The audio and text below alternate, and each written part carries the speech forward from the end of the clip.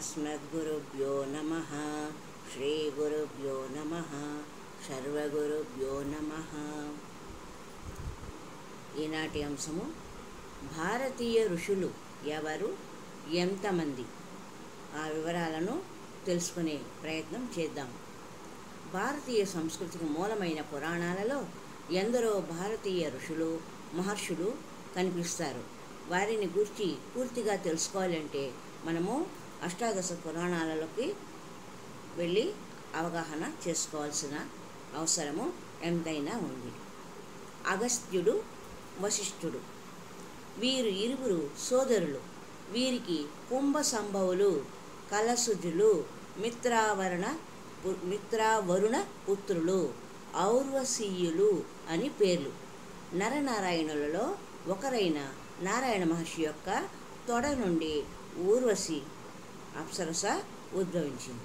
ఊర్వశిని చూచి సూర్యుడు, వరుణదేవులు మోహించిరి. అలా మోహించిన ఆ సూర్యుడు, వరుణుడు తమ మోహాన్ని ఒక కలశంలో పెట్టి వెళ్ళిపోయారు. అందులో నుండి కొంతకాలమునకు అగస్త్యుడు, వశిష్ఠుడు ఉద్భవించారు.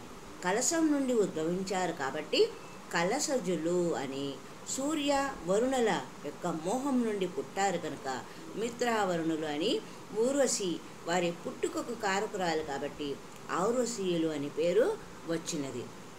ఇక అగస్త్యునికి ఉపనయనాది సంస్కారములు దేవతలే చేశారు. విదర్భరాజు కుమార్తె లోపాముద్రను వివాహం చేసుకున్నాడు అగస్త్యుడు. అంతేకాక కవైరి కన్యను కూడా వివాహం ఆడాడు. రావణ యుద్ధ సమయంలో రావణునిపై యుద్ధం చేసి రాముడు విజయం పొందడానికి అగస్త్యుడు రామునికి ఆదిత్య హృదయ మంత్రమును ఉపదేశించారు. ఇక వశిష్ఠుని భార్య అరుంధతి. వీరి ఇరువురు వారి యొక్క తపస్సు, పాతివృత్యముల చేత లోకంలో గొప్ప ఖ్యాతి గడించిన దంపతులు. ఈయన బ్రహ్మచే సృష్టి కోసం ఉద్భవించిన నవబ్రహ్మలలో వశిష్ఠుడు ఒకరు. ఇక్ష్వాకు వంశానికి కులగురువు.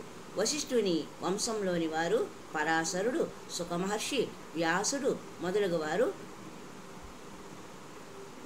మొదలగువారు ఇక్ష్వాకు వంశానికి కులగురువులుగా పనిచేసిన వారు. ఇక వశిష్ఠుడు సాక్షాత్తు అగ్నిస్వరూపమే.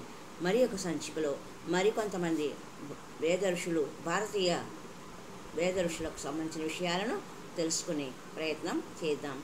హరి ఓం తత్సత్.